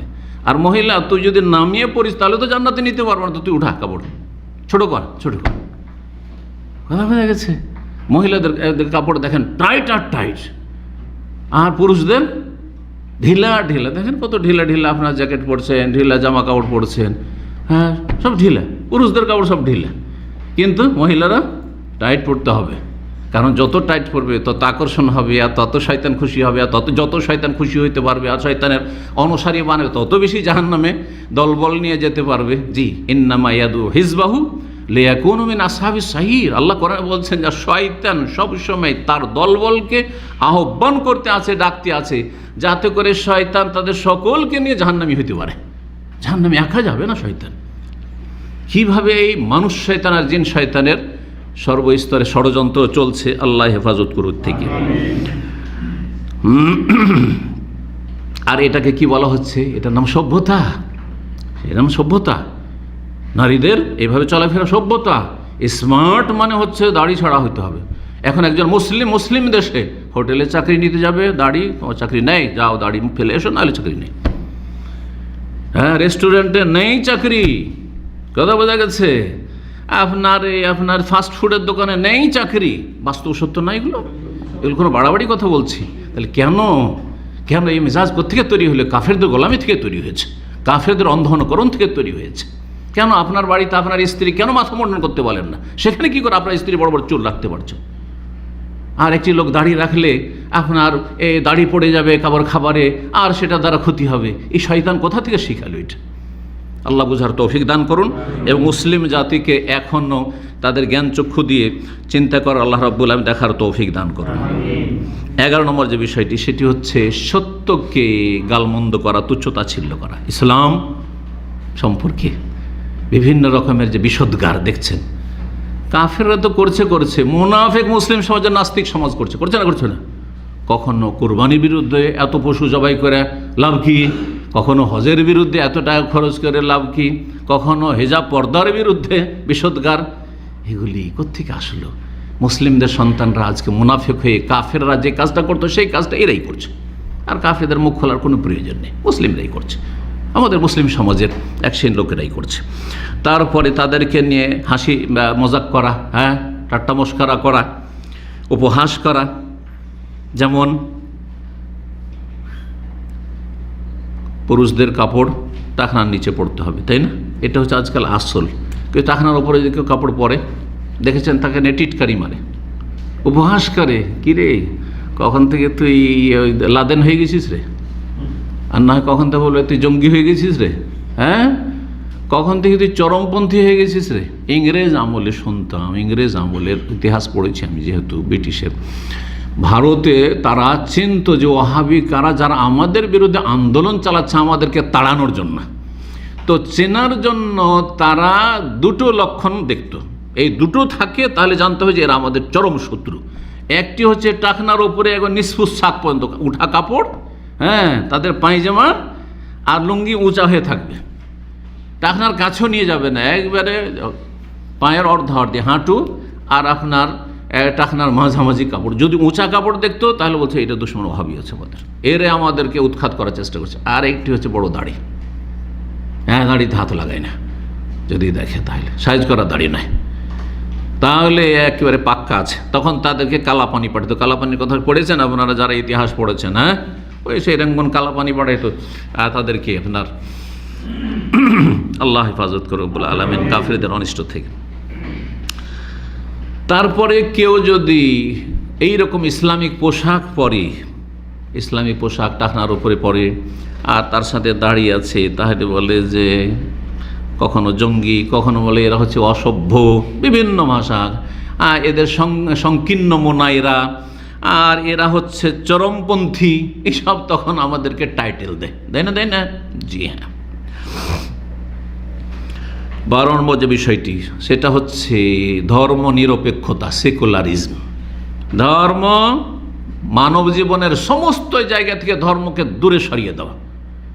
ধর্ম হচ্ছে এখানে। একজন হেডমাস্টার আজকের থেকে মদিনা আসার আগে, তার বাবা সে নামাজ পড়ে না, নাস্তিক টাইপের, তো ওর বাবা ভাবছে যে শুধু নামাজটা পড়ে না, কিন্তু ও যে নাস্তিক ভিতর ভিতর আর সেকুলার পাক্কা, ওটা তো আর বুঝতে পারে না, কারণ বুড়ো মানুষ কি বুঝবে। তো বেশ কিছু আলেম সঙ্গে একটা জলসা মাহফিল ছিল, সেখানে আমাদের চাইতে বয়স্ক, আর আমি তখন যুবক, তখন সেখানে জলসাতে আমিও গেছি, বক্তব্য রাখলাম। তারপরে সেই ব্যক্তি যেহেতু একটু প্রভাবশালী মানুষ, বলছে আমার ছেলেটা হেডমাস্টার হাই স্কুলের, কিন্তু নামাজ পড়ে না, একটু আপনারা নসিহত করেন। তো আমাদের যিনি বয়স্ক ছিলেন তিনি নসিহত করা শুরু করলেন। যখন নসিহত শুরু করে বলছেন যে দেখেন, ধর্মের ব্যাপারে আমাকে বলার কোনো প্রয়োজন নেই, ধর্ম আমার ব্যাপার, যে ধর্ম হচ্ছে আমার ব্যাপার, পার্সোনাল ব্যাপার। বলে না বলে না, ধর্ম আমার ব্যাপার, পার্সোনাল ব্যাপার। তারপরে ধর্ম শুধু এখানে কলবে, হৃদয়, মন ঠিক থাকলে ধর্ম হয়ে গেল। এগুলি কথা কাদের? নাস্তিকদের, মুসলিম সমাজের, মুসলিম যারা সেকুলার মাইন্ডেড তাদের। জি, তো ধর্মকে সমস্ত স্তর থেকে সরিয়ে দেওয়া। আর এই যে কথাটি এসছে, মোল্লার দৌড় মসজিদ, ব্যাস তুমি মসজিদ বুঝো, শুধু মসজিদের কথা বলো, সুদ হারাম, আর এটা হারাম, ওইটা হারাম, হ্যাঁ, আর এটা চলবে না, এটা চলবে না, এইসব বলা চলবে না। এই জন্য আমার দেশের পোস্টার এক সময় দেখেছি, এখন তো আলহামদুলিল্লাহ সেসব পোস্টারবাজি হয় না। যেসব জলসার মাহফিলের পোস্টার হতো তাতে নিচে একটা নোট থাকতো, বিশেষ দ্রষ্টব্য, আমাদের মাহফিলে কোনো রাজনৈতিক আলোচনা নিষেধ। রাজনৈতিক আলোচনা নিষেধ মানে আমরা আমাদের মতো হুকুমত করতে, তোমরা কোনো রকম সমালোচনা করো, কোনো ভুল ধরবে না। গণতান্ত্রিক দেশ, তুমি যখন ডেমোক্রেসি, গণতন্ত্র, তাহলে তো বাক স্বাধীনতা আছে, বলতে থাক। হ্যাঁ, যেটা হক মনে করেছে হক বলবে না, তোমার ব্যাস মোল্লার দৌড় মসজিদ। জি, তারপরে এই সেকুলারিজম মানে একেবারে আপনার ছেলে নামাজ পড়ে না, কোনো কথা বলতে পারবেন না, আপনার স্ত্রী পর্দা করে না, কোনো কথা বলতে পারবেন না, সেটা তার ব্যাপার, সে করবে না করবে। হ্যাঁ, আপনার দাম্পত্য জীবনে ধর্মের কি সম্পর্ক, এটাই শুধু না। সুতরাং যখন দাম্পত্য জীবনের সম্পর্ক ধর্মের সাথে নেই, সুতরাং একটা মুসলিম হিন্দুর সাথে বিয়ে বসতে পারে, একটা মুসলিম মেয়েকে হিন্দুকে বিয়ে করে নিয়েছে, মুসলিম ছেলে হিন্দুকে বিয়ে করে, হিন্দু আছে, ও সেদুর দিয়ে আছে, ও মন্দিরে যাচ্ছে, মসজিদে যাচ্ছে। হ্যাঁ, অনেক মুসলিম নেতারা আছে কিন্তু ভারত, বাংলাদেশ, পাকিস্তানে, যাদের স্ত্রীরা হিন্দু বা যাদের স্বামী হিন্দু, আর তারপরে দুইজন দুই রকম ধর্ম করছে, বলছে ধর্ম তার নিজের ব্যাপার। বোঝা গেছে?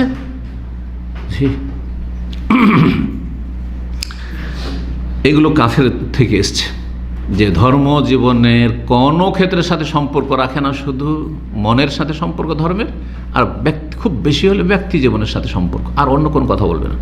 এই জন্য আরেকজন মাস্টার কথা মনে পড়ে গেল আমার জীবনে, যেহেতু দাওয়াতি ময়দানে অনেক অভিজ্ঞতা হয়ে গেছে, বলছে আমাকে যখন সুদের আলোচনা এসছে, আর সুদ হারাম, এই ব্যাংকিং সুদ হারাম, তখন বলছে যে ব্যাংকে টাকা রাখবো আমি, সেখান থেকে ইন্টারেস্ট পাবো, এইটা আবার ধর্মের ব্যাপার সেবার কি আছে? আমাকে বলছে মৌলানা সাহেব, এটার সাথে ধর্মের কি সম্পর্ক আছে? নাউযুবিল্লাহ। তাহলে ইসলাম ধর্মকে তারা কি মনে করেছে? ব্যাস ওই যে মসজিদে 5 টাইম এসে দাড়ি টুপি নিয়ে নামাজটা পড়ে না, অনেক ধর্ম হয়ে গেল, দাড়ি আছে, টুপি আছে, ব্যাস 5টা টাইম নামাজ পড়ছো, ব্যাস মুসলিম। জি না, একটা অংশ আছে, কিন্তু আর বহু দিক রয়েছে, সেগুলি না পালন করলে তোমার ধর্ম কী করে বা টিকে থাকবে। 13 নম্বর যে বিষয়টি, সেটা হচ্ছে শুধু নিজেই এই ধর্ম নিরপেক্ষতা বিশ্বাসী নয়, সারা বিশ্বকে ধর্ম নিরপেক্ষতার পাঠ পড়ানো, সমস্ত মানুষকে এরকম তৈরি করা। আর এই প্ল্যানে তারা কাজ করে যাচ্ছে, এই বাতিল শক্তিগুলি কিন্তু কাজ করে যাচ্ছে।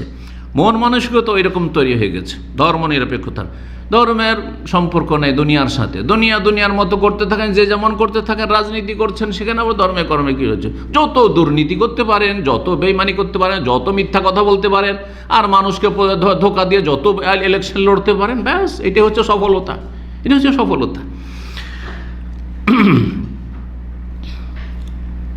আর এই জন্যই যারা আলেম ওলামা, তাদের কোনো মূল্যায়ন নেই তাদের কাছে।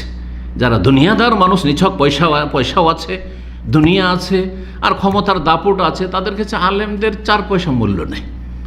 কারণ তারা মনে করে যে আমাদের কাছে সব কিছু, পয়সা আছে আমাদের কাছে, নেতৃত্ব আছে আমাদের কাছে, তো আলেমদের কথা তাদের কাছে কোনো মূল্য রাখে না, কোনো মূল্য রাখে না। জি, ইচ্ছা হলে কিছু ধর্মকর্ম সম্পন্ন করে নিল, মাঝে মধ্যেও তো আসলো, হজে আসলো, উমরায় করে নিল, ব্যাস ঈদ পড়ে নিল, জুমাটা পড়ে নিল, যদি পড়লো তো ব্যাস হয়ে গেল। জি, 14 নম্বর যে বিষয়টি, সেটা হচ্ছে পয়সাই হচ্ছে সব কিছু। এই ভাষাটা আজকাল কিন্তু শুনবেন, পয়সা না থাকলে কি মূল্য, যার পয়সা আছে তারই মূল্য।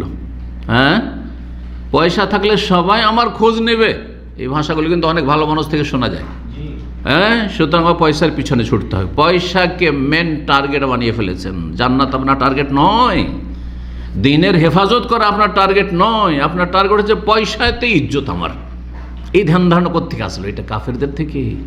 এটা কাফেরদের কোন থিওরি থেকে এসে জানেন? ওই পুঁজিবাদ থেকে। পুঁজিবাদ তো বুঝেন, আপনারা নিশ্চয়ই পড়েছেন। জি জি, পুঁজিবাদ যে কোনোভাবেই, যে কোনো উপায় হোক না কেন, পয়সা আসলেই হলো।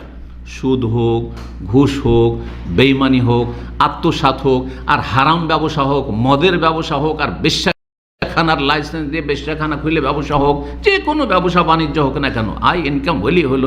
সিগারেট হোক, আর গাঁজা হোক, আর জর্দা হোক, আর হিরোইন হোক, ব্যাস পয়সা আসলেই হলো। জি, তো এইসব এসেছে সেই কাফেরদের যে পুঁজিবাদের থিওরি রয়েছে, ক্যাপিটালিজম, সেখান থেকে এসব শিক্ষা মুসলিম সমাজে এসে গেছে। আল্লাহ হেফাজত করুন। না, পয়সা আমাদের উদ্দেশ্য না। লা তাজালিদ দুনিয়া আকবার হাম্মে না। আল্লাহ বলছে, নবী সাল্লাল্লাহু আলাইহি ওয়াসাল্লাম এই দোয়া শিখাচ্ছেন যে আল্লাহ আমাদের দুনিয়াটাকে মুখ্য উদ্দেশ্য বানিয়ে দিও না, যেন দিনটা মুখ্য উদ্দেশ্য থাকে, জান্নাতটা যেন মুখ্য উদ্দেশ্য থাকে। আল্লাহুম্মা আসলিহ লানা দীনানা আল্লাযী হুয়া ইসমাতু আমরিনা ওয়া আসলিহ লানা দুনিয়ানা আল্লাতী ফিহা মাআশুনা ওয়া আসলিহ লানা আখিরাতানা আল্লাতী হিয়া মাআদুনা। দিনের দোয়া আগে, মাঝখানে দুনিয়া, তারপরে আবার আখিরাতের কথা নবায়ন, যে দুনিয়া চাইতে গিয়ে আবার দুনিয়ামুখী না হয়ে যায়।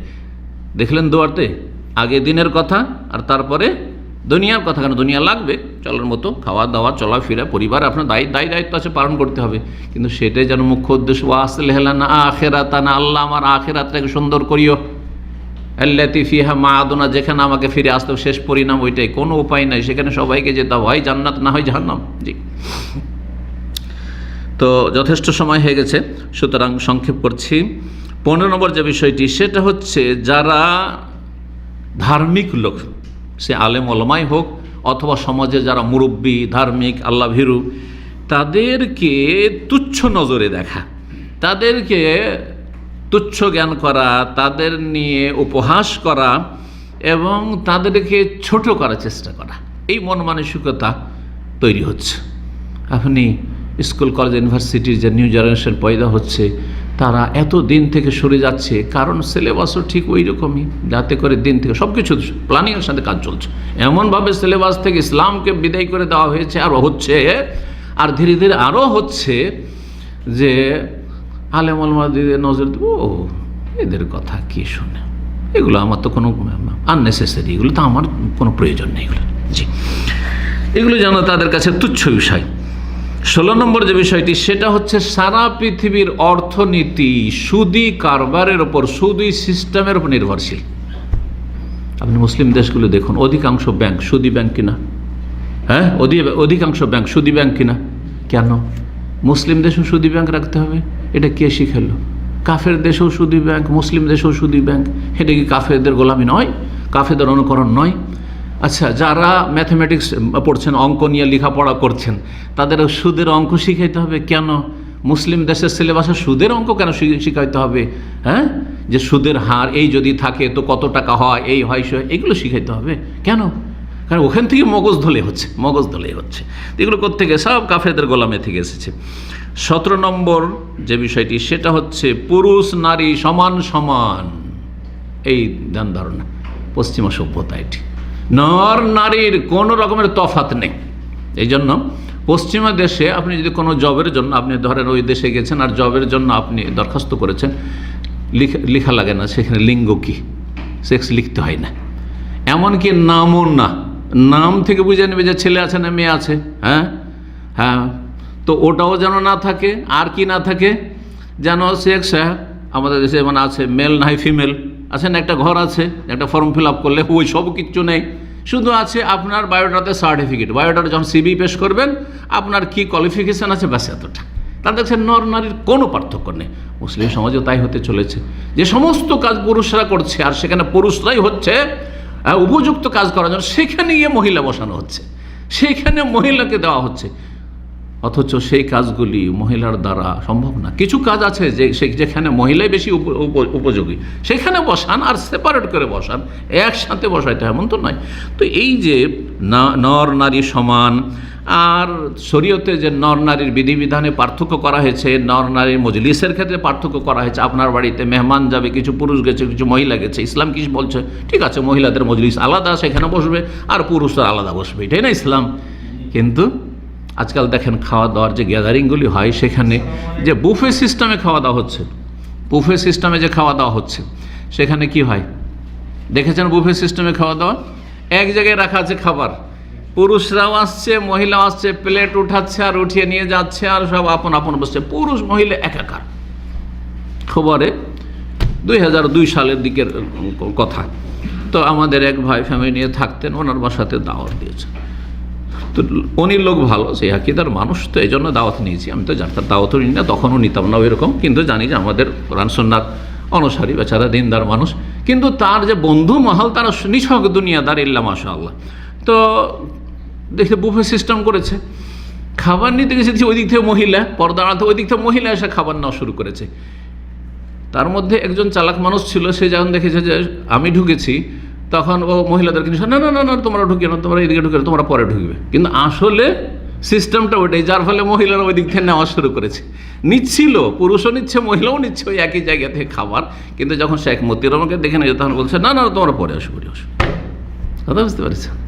জি, তো নারী পুরুষ সমান, কোনো পার্থক্য নেই। আর যদি কেউ পার্থক্য করে নর নারীতে, চাকরি বাকরি, চলা ফিরা ইত্যাদি, তাহলে এটি হচ্ছে অসভ্যতা, এটি হচ্ছে নারী নির্যাতন, এটি হচ্ছে নারীদের সাথে অবিচার, আর এটি হচ্ছে আপনার কি যে বিভিন্ন ভাষাগুলি তাদের রয়েছে, এটা হচ্ছে সেই যুগের কি যুগের সেটাকে বলা হচ্ছে মধ্যযুগীয়। এই যে মধ্যযুগে বলে গাল দেওয়া, কিন্তু ইসলামিক যুগকে মধ্যযুগে বলে গাল দেয়, এটা কাদের গাল? হ্যাঁ, এটা কাফেররা শিখিয়ে দিয়েছে এই মুসলিম জাহিলগুলোকে, মূর্খগুলোকে, যার ফলে এই মধ্যযুগেও কায়দায় এরকম করেছে, এইসব কথাবার্তা তাদের মুখ দিয়ে বেরোয়। 18 নম্বর যে বিষয়টি, সেটি হচ্ছে অশ্লীলতা, বেশ্যাবৃত্তি, আর তারপরে সমকামিতা, এগুলির বৈধতা। বেশ্যাবৃত্তির বৈধতা দেওয়া হয়েছে কিভাবে? লাইসেন্স দেওয়ার মাধ্যমে। বেশ্যাখানা থাকবে, কিন্তু বেশ্যা বলতে পারবেন না। বেশ্যা বললে আপনি মানহানি করলেন, মানহানি কেস হয়ে যাবে। কি বলতে হবে? কি বলতে হবে আজকালকার ভাষা জানেন না? যৌনকর্মী বলতে হবে। ও একটা কাজ করছে, যৌনের কাজ করছে, যৌনাচার করছে। হ্যাঁ, হালাল হারামের সেখানে বালাই নেই, কিচ্ছু নেই। কথা বোঝা গেছে? আর শুধু তাই নয়, এখন ধীরে ধীরে চেষ্টা চলছে যে অমুসলিম দেশে যেমন সমকামিতা, হ্যাঁ, বা পুরুষে পুরুষে বিবাহ, নারীতে নারীতে বিবাহ বৈধ করা হয়েছে, আর অহরহ হচ্ছে, মুসলিম দেশেও তাই করার চেষ্টা করা হচ্ছে, আর হতেও শুরু হয়ে গেছে। আল্লাহ হেফাজত করুন। কীভাবে কাফেরদের গোলামের দিকে ধীরে ধীরে ধীরে চলছে, এগিয়ে চলেছে, ফিরতে চাই না। ওয়াইন ওদ্দম ওদনা, ফিরে আসো, আল্লাহ ফিরে আসবে, ফিরতে চাই না। জি, এটাকে মনে করা হচ্ছে ব্যক্তি স্বাধীনতা। একটা ছেলে একটা যুবক আর একটা যুবককে বিয়ে করতে চায়, কেন বাধা দিবেন আপনি? ব্যক্তি স্বাধীনতায় বাধা দিলেন, হস্তক্ষেপ করলেন আপনি। এক মেয়ে আর এক মেয়েকে বিয়ে করতে চায়, তার বান্ধবী, সে তাকে ভালোবাসে, বিয়ে করতে চায়, কেন বাধা দিবেন? এই বাধা তার অধিকার নেই। এগুলো হচ্ছে তাদের দলিল। জি, এগুলো খোঁড়া দলিল। জি, 19 নম্বর বিষয়, সেটা হচ্ছে নেতাদের অতিভক্তি, নেতাদের সম্মানে অতিরঞ্জন, বাড়াবাড়ি। আর এই বাড়াবাড়ি করতে গিয়ে দেখেন, নেতারা যখন আসবে সবাই দাঁড়িয়ে যাবে কপালে হাত দিয়ে, হ্যাঁ, আর যতক্ষণ বসতে না বলবে বসবে না। আরও বহু যেসব কুসংস্কৃতি রয়েছে কাফেরদের, এসবগুলি রয়েছে, এসবগুলি কাফের বিজাতির সভ্যতা। 20 নম্বর, সেটা হচ্ছে আল্লাহকে ভয় কম করা আর মানুষকে বেশি ভয় করা। আজকাল অধিকাংশ মানুষকে বেশি ভয় করে, আল্লাহর ভয় কমে গেছে, আর মানুষের ভয় অন্তরে জায়গা করে নিয়েছে, যার ফলে প্রতিটি ক্ষেত্রে মানুষের ভয়ে। দেখেন, ধর্মীয় ক্ষেত্রে আমি অন্য দিক না যাই, রাজনৈতিক বিষয়গুলি না যাই, বা রাষ্ট্রীয় বিষয়ে না যাই, ধর্মীয় ক্ষেত্রে দেখেন, আপনি এখান থেকে সহি আকীদা সুন্নাত শিখে যাচ্ছেন, যাওয়ার পরে আপনার বাপ মা মারা গেল, এখন আপনার গ্রামের লোকেরা কি বলছে? খাবার দিতে হবে, ভোজ করতে হবে, হ্যাঁ, কিছু খরচ করা লাগবে, তাই না? এখন আপনি এখানে শিখে যাওয়ার পর, বহু লোক কিন্তু এখান থেকে শিখে গেছে, তারপরে গেলেও এই কাজগুলি করছে। এই বেদাতগুলি করছে। কেন বেদাতগুলি করছে? বোধে সমাজের লোক অসন্তুষ্ট হয়ে যাবে। তো আল্লাহর ভয়ের তুলনায় সমাজের ভয় অন্তরে বেশি কিনা? কেন আপনি শক্ত হইতে পারেন যে আল্লাহকে রাজি রাখবো, আমি বেদাত করব না, আমি জাহান্নামের পথে যাব না? কথা বোঝা গেছে? ঠিক আছে, তোমরা খরচ করার কথা বলছো, আমি বেদাতি খরচ করব না, তোমাদের একটা মসজিদ তৈরি করে দিচ্ছি, তোমাদের আমি একটা ইসলামিক সেন্টার তৈরি করে দিচ্ছি, তোমাদেরকে আমি একটি মাদ্রাসা তৈরি করে দিচ্ছি, তোমাদের মাদ্রাসা আছে, মসজিদ আছে, তাতে আমি 50,000 টাকা 1 লাখ টাকা দিয়ে দিচ্ছি, আংশিক দিচ্ছেন অথবা পুরো দিচ্ছেন, দেন, খুব দেন, যে সাদকা জারি এগুলি কাজে আসবে। কিন্তু মানুষের ভয়, সমাজের ভয়, সমাজের ভয়ে আপনি অনেক সময় করছেন কি, আপনি পাপের কাজে সহযোগিতা করছেন। জি, আল্লাহ রাব্বুল আলামিন হেফাজত করুন। শেষ যে বিষয়টি, সেটা হচ্ছে মুক্তির উপায় কি, যেটা বলতে চেয়েছি। মুক্তির উপায় শুধু একটি, সেটা হচ্ছে যেমন বললাম, ফিরে আসা। বললাম না, কোন দিকে ফিরে আসতে হবে? আল্লাহর দিকে ফিরে আসা, মানে আল্লাহর দিনের দিকে ফিরে আসা। আল্লাহর দিনের দিকে ফিরে আসা, আল্লাহর দিনের 1 নম্বর হচ্ছে তৌহিদের দিকে ফিরে আসা। তার শিরক মুক্ত হইতে হবে, কুফরি মুক্ত হইতে হবে, নাস্তিকতা মুক্ত হইতে হবে, মাজার পূজা মুক্ত হইতে হবে, পীর ভক্তি মুক্ত হইতে হবে, সমস্ত বিদাত মুক্ত হইতে হবে, সুন্নাহর ভক্ত হইতে হবে, কোরআন সুন্নাহর অনুসারী হইতে হবে, সুন্নাহর দিকে ফিরে আসতে হবে, বিদাতকে পরিত্যাগ করতে হবে। আর তারপরে মসজিদের দিকে ফিরে আসতে হবে, বেনামাজিকে নামাজি হইতে হবে। কথা বোঝা গেছে? হালাল রুজির দিকে ফিরে আসতে হবে, হারাম রুজি এর উৎসগুলিকে বন্ধ করতে হবে, সেসব ক্ষেত্রগুলি বন্ধ করতে হবে। এইভাবে ইসলামী জীবন গড়তে হবে, ছেলে মেয়েদেরকে ইসলামী শিক্ষা দিতে হবে, সেদিকে ফিরে আসতে হবে। দুনিয়া শুধু শিখাচ্ছেন আর ইসলাম শিখাচ্ছেন না, এটা চলবে না। এই মর্মে সূরা আনআম আয়াত নম্বর 153-তে আল্লাহ রাব্বুল আলামিন সমাধানের কথা বলছেন, ওয়ান্না হাযা সিরাতি মুস্তাকিমা, এটি হচ্ছে আমার সোজা রাস্তা। আল্লাহ বলছেন কি, এটি হচ্ছে আমার সিরাতি, আমার রাস্তা। কার রাস্তা? আল্লাহর রাস্তা। মুস্তাকিম, সোজা, কিন্তু শেষ প্রান্তে জান্নাত। এই রাস্তার উপর থাকতে বললে জান্নাত।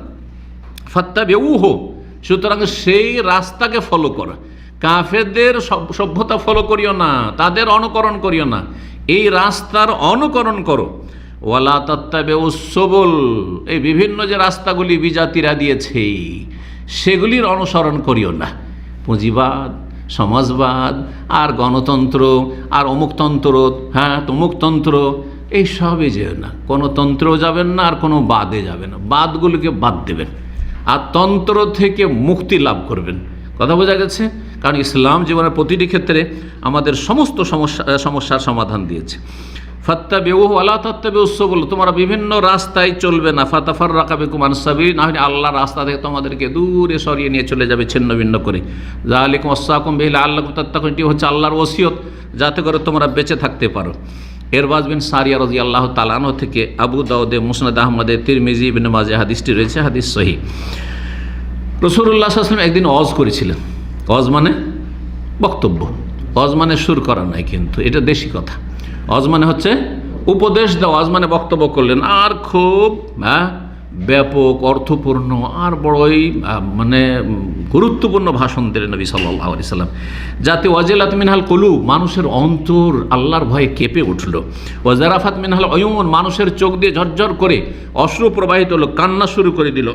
সাহাবীরা বলেন, ইয়া রাসূলুল্লাহ, কান্না মাওয়াজাতু মাওয়াদ্দে, মনে হচ্ছে আপনি বিদায় ভাষণ দিলেন, হয়তো আপনি বিদায় হয়ে যাবেন আমাদের থেকে। ফাওসেনা, আমাদের কিছু ওসিয়ত করুন, আরও বিশেষ কোনো কথা যেগুলি দ্বারা আমাদের কাজে আসতে পারে, উপকার হইতে পারে, কিছু ওসিয়ত করুন। বলে ওসিকুম বিতাকওয়াল্লাহ, তোমাদেরকে আল্লাহর ভয় ভীতির ওসিয়ত করছি। ওয়াসসামি ওয়াত, আর শুনবে, বড়দের কথা শুনবে, বাপ মায়ের কথা শুনবে। কথা হয়েছে? বাপ মায়ের কথা শুনতে হবে, স্বামীর কথা শুনবে। হ্যাঁ, আপনার কোম্পানিতে যেখানে চাকরি করছেন, প্রতিষ্ঠানে, সেখানে বসদের কথা শুনবে। এতে শান্তি আছে না নেই? এতে শান্তি আছে, রুজিটা টিকে থাকবে। স্ত্রী যদি স্বামীর কথা শোনে, তো তার ঘরে সংসার করতে পারবে, স্থায়ী হবে। আর যদি সব কাজ বাঁকা চলে, বলছে ডান দিকে যাবে বাম দিকে, তাহলে কয়দিন টিকবে এরকম করে? পারবে? হ্যাঁ, ওয়াসসামি ওয়াত্তাক, শুধু এটা সরকারি ক্ষেত্রে না, সমস্ত ক্ষেত্রে, সমস্ত স্তরে যে নেতারা রয়েছে, যে যে স্তরে নেতারা রয়েছে, বৈধ কথা বলছে, আপনি শুনেন, আপনার জ্ঞান খাটাতে যেন না, আপনার যুক্তির কথা বলতেন, এইটা করলে ভালো হতো, তো ওইটা করলে ভালো হতো। আরে ভালো হতো, ওর প্রতিষ্ঠান আমাকে বেতন দিচ্ছে, যেটা করতে বলবে সেটা। আমার স্বামীর ঘরে এসছি, স্বামী বলছে যে আজকে চলো মাছ পাকাও, বলছে না না আজকে বিরিয়ানি পাকাও, না আজকে গোস্ত পাকাবো, না আজকে শুধু সবজি করবো। এটাতে যুক্তি আছে না, আর তোমার যুক্তিতে মুক্তি খুঁজলে হবে না, তোমাকে এখানে আসাম শুনতে হবে, মানতে হবে। এইরকমই সরকারের কথা। উচ্চ স্তর হচ্ছে শাসক গোষ্ঠী। সরকার হুকুম করছে যেসব আইন কানুন রয়েছে যদি ইসলামের সাথে সাংঘর্ষিক না হয় তাহলে মেনে চলবেন, ইসলামের সাথে সাংঘর্ষিক হলে কেটে পড়বেন সেখান থেকে। আর সেখানে বিদ্রোহ ঘোষণা করতে যাবেন না, নাশকতামূলক কাজ করবেন না, আপনি অশান্তি সৃষ্টি করবেন না, আপনি নিজে জাহান্নামের রাস্তা থেকে বেঁচে থাকবেন। জি, তো আসামে ওয়াত্তা, নবী সাল্লাল্লাহু আলাইহি ওয়াসাল্লামের উপদেশ শুনবে এবং মানবে। শোনার পরে কি করতে হবে? মানতে হবে। ওয়াইন তাআম্মারা আলাইকুম আবদুন হাবশি, এমনকি তোমাদের ওপর যদি নেতা নিযুক্ত করা হয় একটা নিগ্রো কালোকে, হাবশি আফ্রিকান কালো, তারপরে তাকে মানবে। ওয়াইন্নাহু মাইয়াইশ মিনকুম বাদি, আমার পরে যদি তোমাদের মধ্যে কেউ বেঁচে থাকে দীর্ঘ সময়, ফাসায়ারা ইখতিলাফান কাসীরা, তাহলে দেখবে অনেক মতবির, অনেক মত দেখবে, কত যে মন্ত্রতন্ত্র, আর কত যে দল উপদল, কত যে থিওরি, কত কি দেখবে। ফালাইকুম, সমাধান শোনো, যখন এত রাস্তার এত মত দেখবে, আমার আদর্শকে আঁকড়ে ধরবে। ওয়াসুন্নতুল খোলাফায়ে রাশেদিন, খোলাফায়ে রাশেদিন আবু বকর, ওমর, ওসমান, আলীর আদর্শকে আঁকড়ে ধরবে। কারণ এই 4 খলিফার আদর্শই হচ্ছে রাসূলুল্লাহ সাল্লাল্লাহু আলাইহি ওয়াসাল্লামের ছেড়ে যাওয়া আদর্শের বাস্তবায়ন। আব্দু আলাইহি বিন নওয়াজিজ, মাড়ির দাঁত দিয়ে কামড়িয়ে ধরবে। মাড়ির দাঁতের তলে থাকলে একটু টানতে পারেন না, সামনের দাঁত ভেঙে যাবে কিন্তু। হ্যাঁ, সামনের দাঁতে আপনি আখ ধরে থাকেন, কুসর, হ্যাঁ কুষার যে আখ দেখেন, টান দিল বা একটা লাঠি ধরে থাকেন, ওর দাঁত ভেঙে টেনে নিবে গো। কিন্তু মাড়িতে যদি চেপে ধরে থাকেন অত সহজ নয়। একটা মিশক ধরে থাকেন মাড়িতে, কেউ টানতে পারবে না, সহজে নয়। এই জন্য নবী এর সাথে তুলনা করেছেন, ওয়াইয়াকুম মুহদাসাতিল, নতুন নতুন কথা, কাজ থেকে বেঁচে ধর্মের নামে নতুন নতুন কাজ করবেন। যতগুলি আলোচনা করলাম বিজাতি সভ্যতা, সব হচ্ছে ইসলামে নতুন, সব মুসলিম জীবনে সব নতুন। এগুলো ইসলামে কোনো কিছুতেই ছিল না, ইসলামী সভ্যতা নয়, সেগুলি হচ্ছে সব কাফেরদের সভ্যতা। ফাইন্না কুল্লা বিদআতিন দালালা, প্রত্যেক নতুন কাজ হচ্ছে গুমরাহি। ধর্মের নামে যে নতুন কাজ করছেন সেটি হচ্ছে গুমরাহি। জন্মবার্ষিকী পালন করছেন, গুমরাহি। বিবাহ দিবস পালন করছেন, গুমরাহি। আপনি বিভিন্ন দিবস পালন করছেন, এগুলি পথভ্রষ্টতা।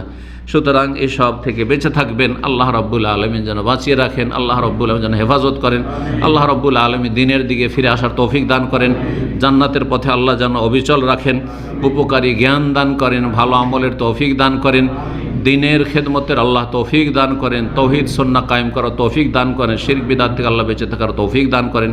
ওয়া সাল্লাল্লাহু সাল্লাম আলা নবিয়ানা মুহাম্মদ ওয়া আলা আলিহি ওয়া সাহবিহি আজমাইন।